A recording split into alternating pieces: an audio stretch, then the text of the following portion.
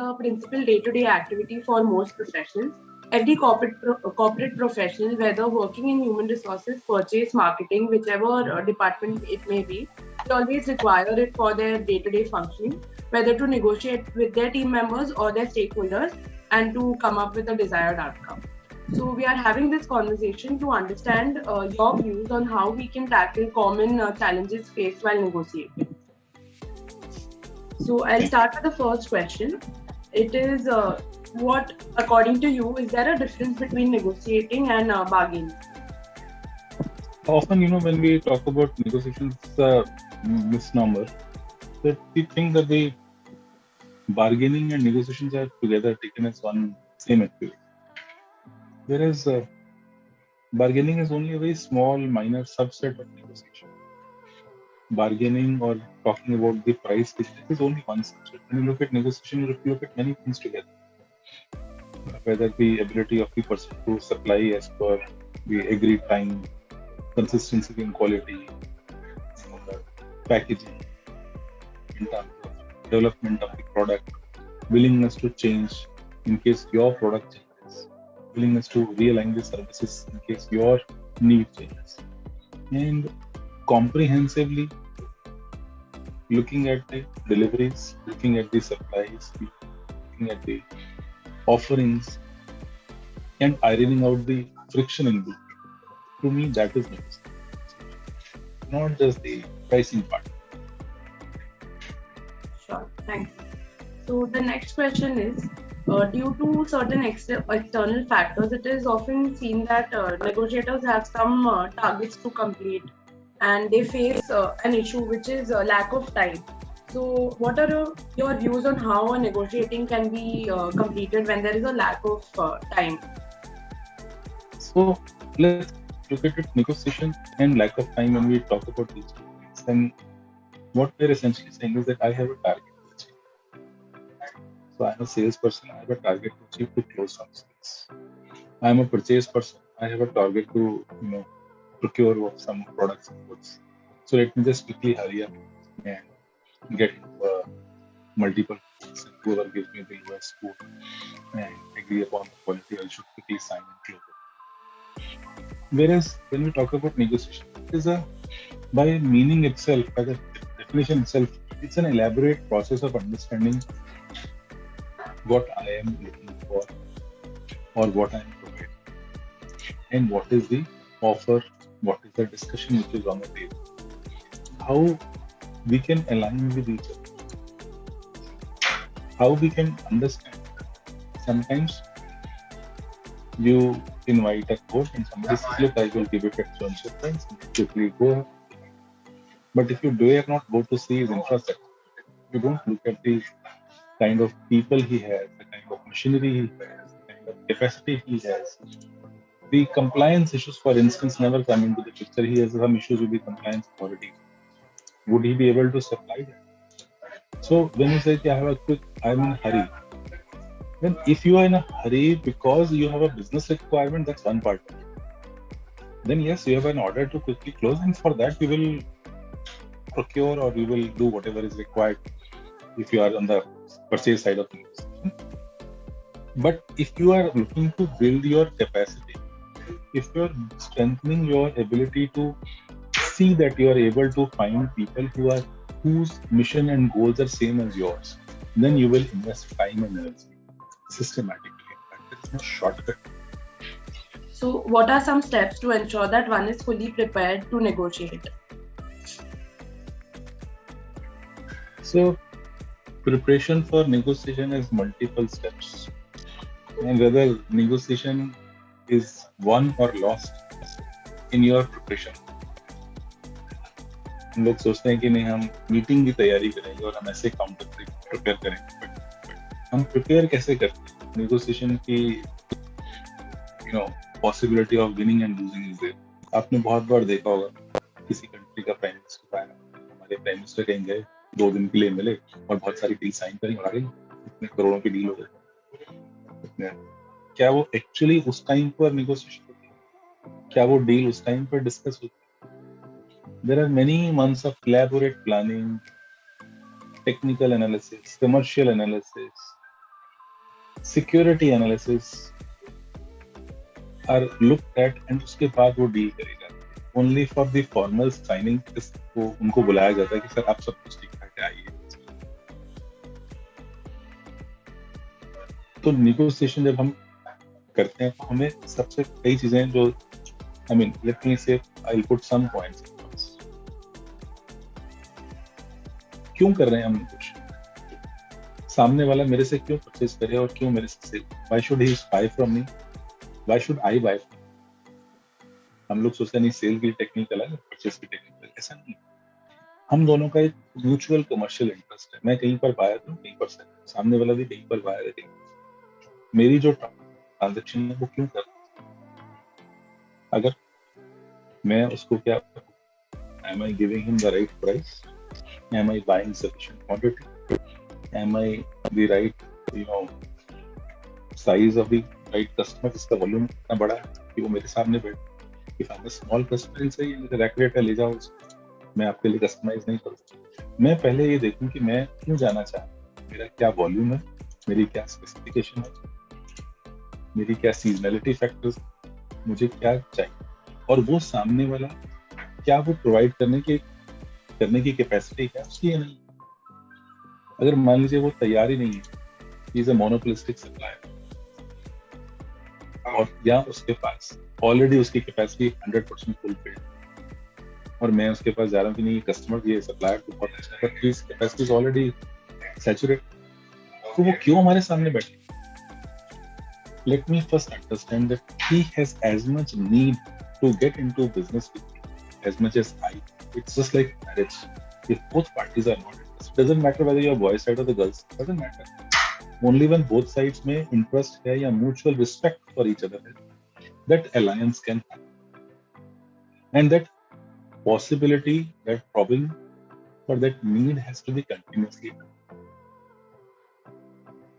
इसके कई सारे तरीके हैं, जैसे कुछ मैंने अभी हाईलाइट किए और कुछ आपको अपने हिसाब से अपने बिजनेस के, अगर आपको एक बैंक है, आप करंट अकाउंट, सेविंग्स अकाउंट देख सकते हैं, तो सामने वाले के पास क्या ऑलरेडी अकाउंट है, तो फिर वो आपका अकाउंट क्यों लेगा?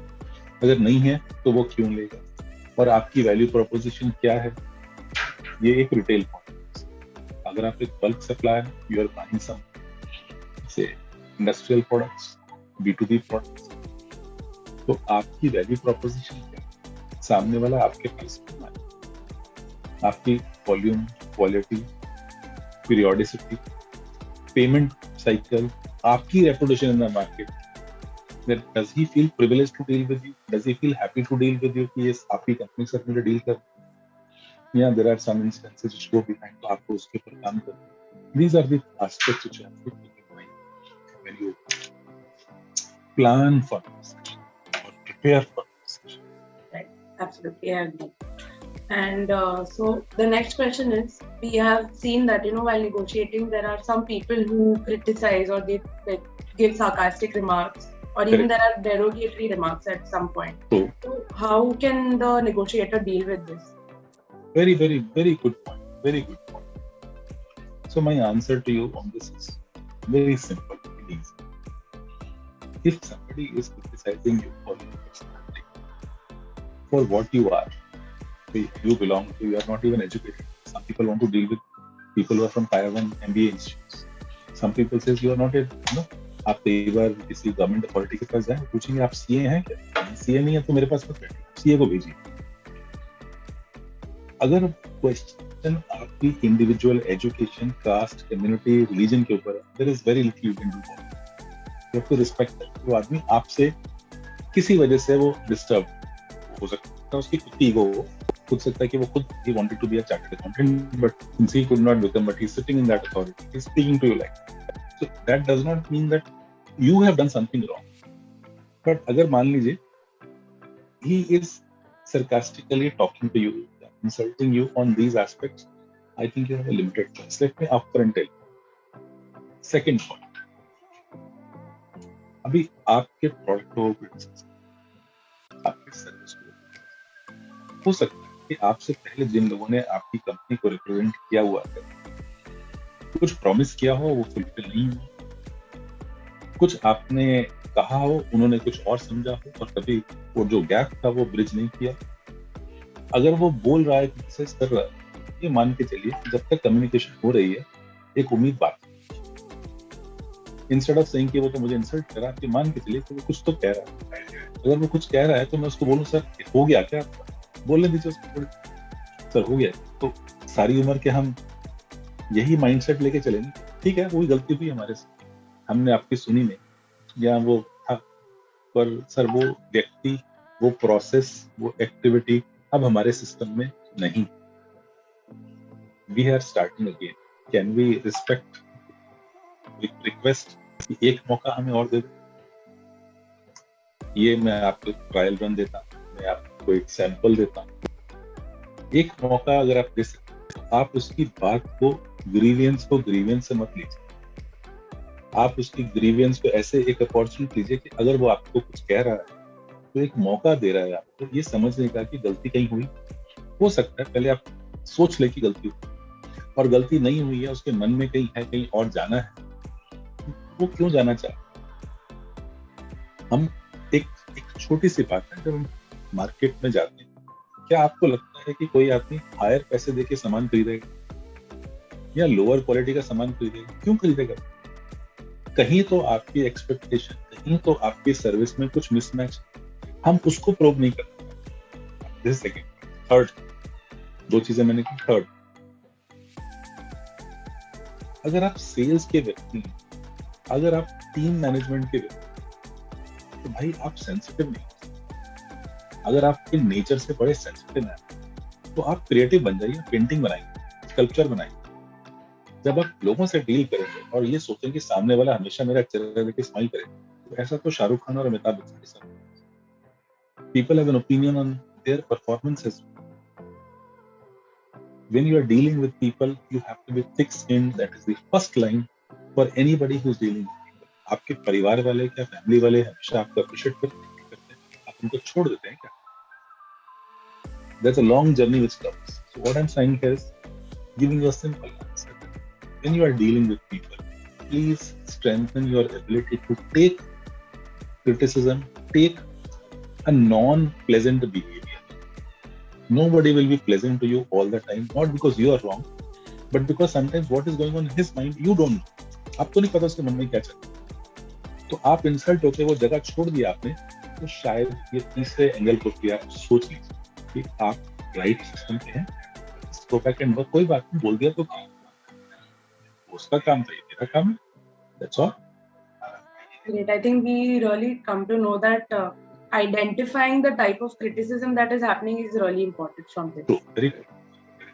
Sure. So the next question is, sometimes it is seen that the negotiator, who is the opposite party, they use the competitor's name directly and they mention their offerings and prices. Say for example, somebody says कि मतलब so and so company ने तो हमें इतने price में दिया था.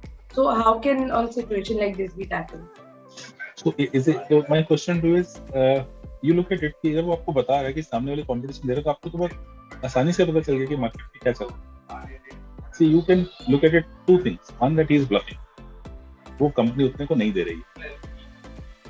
अब मान लीजिए अपना ऑफिस रेंट पे देना चाह रहे हैं, अपना प्रोमाइसेस लीज पे देना चाह रहे हैं, लीज पे लेना चाह रहे हैं, और सामने बोलते सर मुझे उतना मिल गया, तो सीधा आंसर है सर फिर तो दे दो उसको। बहुत आसान है। अगर वो इतने सस्ते में दे रहा है, सर मुझे भी दिला तो मैं भी कहीं कुछ कर लूंगा, मैं भी नहीं कर सकता। इफ ही इज ब्लफिंग, अगर वो ब्लफ नहीं कर रहा तो देखिए आज का टाइम ऐसा है, people use innovative techniques and innovative finance, जिसकी वजह से हो सकता है कि उसकी कॉस्ट आपसे जाए। It is better to look at that price, look at that cost, look at that competition more sincerely. It is part of your preparation for negotiation to understand मेरा competition कौन है। कहीं ऐसा है कि उसका ingredient कुछ चीप, एक फोन 10,000 रुपए का भी आता है, 1 लाख रुपए का भी आता है, दोनों में से कॉल जाती है, दोनों में से सब फीचर्स लगभग बराबर है, तो वो 10 टाइम्स वाले की भी मार्केट बड़ी है, वो भी छोटे वाले की भी मार्केट बहुत। आपकी पोजीशनिंग क्या है, क्यों आपकी प्राइस ज्यादा है? या तो आप जस्टिफाई कीजिए कि हमारी प्राइस सामने वाले से ज्यादा इस वजह से है। अब क्या आप हर एक से आप हर जो आपकी इंडस्ट्री में सारे कॉम्पिटिटर हैं, कुरियर कंपनी ब्लू डार्ट का भी कुछ प्राइस है और एक नेक्स्ट डोर कुरियर कंपनी का भी कुछ प्राइस है, क्या दोनों सेम? क्या उनकी वैल्यू प्रोपोजिशन आपको दिखाई देती है या आप कन्वे कर पाते हैं? अगर नहीं कर पाते हैं तो यहाँ तो वैल्यू प्रोपोजिशन देखिए नंबर 1, या आप ये देखिए क्या वो genuinely he is doing something superior and better than you, then you go back and rework on your process, because at least you get to know, otherwise one day you will be out of the business.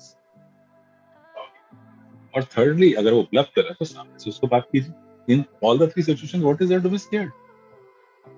So long as that person is talking to you and telling you, I think he wants to deal with you. That's my understanding. Otherwise, you will say, sir, ठीक है, मैं बताऊंगा आपको कल आना मेरे पास. He will not listen. At times we've seen that after a deal is closed, the opposite party basically comes and asks for additional benefits. In like one example would be they would say कि चलो extend like warranty थोड़ा extend कर दो या delivery थोड़ा जल्दी दे देना. So how can we and like avoid making end moment changes, because internally it can be difficult then. See, देखो इसमें ऐसा है, बहुत सिंपल क्वेश्चन. आप कहीं सामान खरीदने गए, आपने ड्रेस खरीदी और चलते चलते उसने ड्रेस के साथ में आपको एक छोटा सा पेपर वेट दिया, सम टेबल कोस्टर्स दिया. Won't you feel happy? अभी क्या उसने कोस्टर्स उस टाइम पे आपको दिए क्या? आपने उसको एक अपने कंपनी का कोई एक सम टेबल कैलेंडर बनाया हुआ था, आपने उसने टेबल कैलेंडर आपको दिया, आपने उसने आपको एक पेन दिया, कुछ आपने किसी रिटेल प्रोडक्ट की बात करूं, I will come to the B2B later. क्या आपको वो अच्छा नहीं लगा? अच्छा, उसने आपसे एक्स्ट्रा प्राइस भी चार्ज नहीं की, क्योंकि प्राइस चार्ज करता तो शायद बोलते कि रखते नहीं चाहिए. एक सामान लेके निकलते हैं, बोलते सर आपको कैरी बैग चाहिए, I will charge 10 rupees. You feel so spoiled about it. Why wants carry bag के पैसे? आपको हर्ट होता है यार, इंक्लूड करके दे दो ना इसमें, जब इतना हमने सामान के 10 रुपए नहीं दे सकता, क्यों 10 रुपए एक्स्ट्रा लगा? Now if it is an environmental concern and they want to discourage the use of paper bags or plastic bags, then asking for the 10 rupees is okay. But otherwise, somebody asks you for a bag, you will say, boss, अगर मैं AC लेके जा रहा हूँ तो क्या मुझे pack करके नहीं दोगे? अभी मैं आपको एक recent एग्जांपल लेता हूँ. I went to I will not name, एक बड़े डिपार्टमेंटल स्टोर में गया, वहाँ एक कस्टमर वापस आया. उसने बोला साहब मेरा AC आप मेरे से या AC वापस प्रोडक्ट कर दो. बोला क्यों? बोला आपने उसके साथ मुझे एक प्लग नहीं दिया. बोला साहब आपको बताया था कि वायर आएगी, प्लग नहीं आएगा. बोला मैं नहीं लूंगा, मुझे कुछ समझ नहीं आता, प्लग क्यों नहीं दोगे? तो सब प्रोडक्ट का protocol. Now the gentleman has paid 40,000 rupees for that AC and the store का मैनेजर is saying कि नहीं मैं आपको प्लग नहीं दे सकता. आप बताइए कहाँ पे हम स्टक हैं? क्या ये स्वीटनर? क्या वो? लेकिन इवेंचुअली दिस स्टोरी का आउटकम ये है कि प्रोडक्ट स्टोर मैनेजर ने बोला सर आप वापस कर दो ये पैसे, दे दो, बिकॉज कंपनी जो दे रही है वो दे रही है. आप उसकी जगह पर होते तो आप क्या करते? देखो स्वीटनर जो है ये हमारी ह्यूमन नेचर है. एक हमारी ह्यूमन नेचर है कि मैंने आपके साथ डील की, मैंने आपको कुछ काम दिया, I am giving you some money. अभी एज ए मनी एक तो मैंने आपको काम दिया, you are expecting some gratitude from me. Let's understand we are not talking about negotiation, we are talking about human psychology. अब वो ह्यूमन साइकोलॉजी की when I am dealing with my personal level, तो मेरे personal benefit के लिए, जब मैं company के लिए बिहाफ पे करता हूँ तो यार कंपनी को इतना तो बेनिफिट चाहिए. अच्छा 5 डेज का वर्किंग एक्सटेंड कर सकते हो क्रेडिट पीरियड. अच्छा उसमें आप ये पैकेजिंग की जगह ये वाली पैकेजिंग डाल सकते हो, कलर स्कीम चेंज कर सकते हैं class. maybe there could be 100 variations of that. Now when you expect that customer to ask for it and feel happy about it after he has done the deal, what is required is, again I come to my first question, preparation. He will, after doing everything, he'll say sir हम मैं family के साथ plant visit करना चाहता हूँ. अभी आपका plant कहीं दूर है, he wants to visit. So अगर वो विजिट करना चाह रहा है तो आप उसको इनकॉर्पोरेट करके रखें कि this is something which will let it be a part of the package that you have kept 1%, 0.05% towards as a business development cost. Don't consider it as a negotiation cost. Don't consider it as a product cost. It's a business development cost. It's the cost of relationship. क्योंकि ये हमारी human nature है. लेकिन जब हम उसको एक minute करते सर आपने जो मांगा था वो दे, तो आपने कहीं प्लानिंग में पहले उसको ज्यादा सरेंडर किया. और अगर कर दिया तो उसको बताएं सर ये टेक इट और लीव इट, इसके बाद में आपको कहीं से कुछ भी और मिलता है तो kindly you see your convenience, मैं शायद इसके आगे it doesn't make sense for me to do business, मैं आगे यहाँ अपने आप को छोड़ता हूँ सर, ये मेरा टेक इट और लीव वॉक अवे प्राइस बोलते हैं, टेक इट और लीव इट प्राइस बोलते हैं। मैं यहाँ पर सर ठीक है सर, मैं आई थिंक मेरी कॉस्टिंग या मेरी कंपनी जिसको मैं रिप्रेजेंट कर रहा हूँ इस टाइम पे, हम लोग गियर्ड अप नहीं है इसके लिए, या तो फिर आप वहां तक जाइए। Otherwise, when you are dealing in and out, and it's a market practice, when everybody is offering a little sweetener, when everybody is doing something a little more, kindly treat it as a part of strategic discussion. कि ये मुझे बाद में उसको देना है, if he agrees for that, और उसको भी आप quantify करिए कि अगर मेरा प्रोडक्ट का मार्जिन इतना है तो मैंने ये स्वीटनर देना है, ये है तो इतना देना, then you will be more peaceful. Difficult to say, difficult to implement, but those who do it are pretty much successful. Thanks. So the last question for today would be, we have seen that, sometimes when people, or you could say new negotiators who are coming up, they have some sort of lack of confidence, so they stammer and fumble. So can something be done about it? So confidence and stammering are two different things. Confidence comes from experience and knowledge. Stammering is a ability or a communication issue. Mostly youngsters these days are very strong and very powerful in communication. But when it comes of building the confidence, the only thing which matters when you are going for a discussion is your knowledge. अगर आप prepare करके ढंग से गए हैं कि आप किसको मिलने जा रहे हैं, उसका ऑर्गेनाइजेशन में हायरार्की लेवल क्या है, आपके पास कितनी पावर है डिस्कस करने, आपके पास डिसीजन मेकिंग की पावर क्या है, what is the power for you to close, आपको कब अपने जिस लेवल के बाद आपको अपने बॉस को पूछना पड़ेगा, आप उसके आगे एग्जीक्यूट नहीं कर सकते, या सामने वाले के पास उससे ज्यादा पावर नहीं है लेकिन आप उससे ज्यादा बात कर, तो वो डिस्कशन, वो नेगोशिएशन सिस्टमैटिक नहीं जाएगा, जो भी डिसीजन लिए जाएंगे वो बाद में एग्जीक्यूट नहीं हो सकते। कई बार शुरुआत में आपको ये बोलना पड़ता है आपने जब टीम मेंबर को जाकर कि देखो भाई मैं आपको बता रहा हूँ अगर वो इतनी प्राइस पे, इतनी क्वांटिटी पे, इतने टर्म्स के साथ एग्री करता है तो you have the power to close the deal, लेकिन अगर वो ये नहीं मांगता है तो फिर आप उससे थोड़ा टाइम बोरो करिए, हमें थोड़ा सोचना पड़ेगा, हमें दूसरे वेंडर्स को या दूसरे सब बाकी लोगों को और कुछ क्राइटेरिया को भी देखना पड़ेगा, मुझे भी अपने बॉस से अप्रूवल लेना पड़ेगा। Let's not get into a hurry into it. If as a boss I tell my team members like this, when they go to negotiate on my behalf, they have very clear agenda. वो fumble तब करेगा जब मैंने उसको तो clearly बताया नहीं कि क्या करना, और मैंने उससे एक्सपेक्ट किया कि यार ये तुम क्या करते हैं, तो क्या मैं उनके साथ बैठा, क्या मैंने बताया कि ये हमारी टर्म्स पॉसिबल है या नहीं पॉसिबल है, या मैंने उसको भेजा तुम जाओ देख के आओ, वो 10 रुपए में चीज बेच रहा है तुम 2 रुपए में खरीद के लाओ, then that's not a negotiation, that's not a sensible, we're not talking about it, we're just saying we're sending him to fish, go and fish in the water, deep waters, मिल गया तो तीर नहीं लगा तो तुक्का,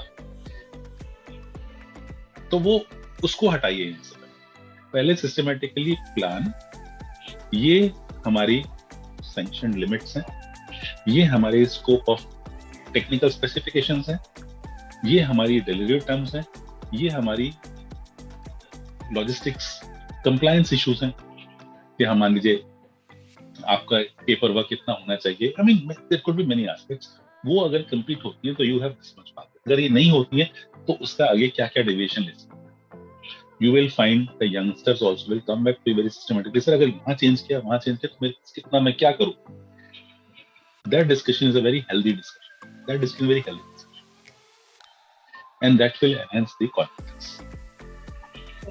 Thank you. So there is one question that I have for the question that we had earlier regarding when, if there is some additional benefits that are asked for from the opposite party. So I totally agree with what you said that, it has to be changed over time. Strategically, something can be done regarding that. And we can understand that as a business development cost as such. But sometimes while negotiating, it is, like say for example, I am negotiating and I don't have the authority to, on the spot say that, okay, I will be able to do that. So at that point, what can be done? It's the best thing if at that point of time you realize कि जो मैं बोलने जा रही हूँ वो power मेरे पास नहीं है. Tell him, sir, can I come back to you? There is no harm. See, I'm not asking you to tell him on the spot no. If you think that his request is reasonable, genuine, for the volume of work he's giving, for the demonstrated previous performance, he agreed for something and he's paid you timely, he agreed for some numbers, he has given you those orders, then you think that today he is asking for some concession. Let me probably check with the boss, he might just agree, it's not our regular policy. Then it is called something called empowerment, that you are empowering yourself to take a call, but you are hesitating to get the endorsement done by. You believe that it should be given. That's why you're hesitating. आपको लगा कि ये मेरी power नहीं, but आपको लगा कि वो जो बोल रहा है वो ठीक बोल, तो आप उस टाइम पे एक बार अपने सीनियर के पास जाइए और उनसे रिक्वेस्ट कीजिए, सर ये मेरा बिजनेस केस है और इस बिजनेस केस में मैं समझती हूँ कि we should give him some concession. Believe me, any largely your senior would agree with your if you go with proper. If you go with only emotional, sir, नहीं ये तो होना ही चाहिए. There is no data supporting for why you're recommending what you're recommending. You will find. Thank you so much. Yeah. So I think we've learned how to ensure that if there is some challenge coming up, how to take away something positive and go further with it. So thank you so much for your time and your valuable inputs. I would request our viewers to, if you have any other questions, feel free to write it in the comments below and we will surely get back to you with the answer.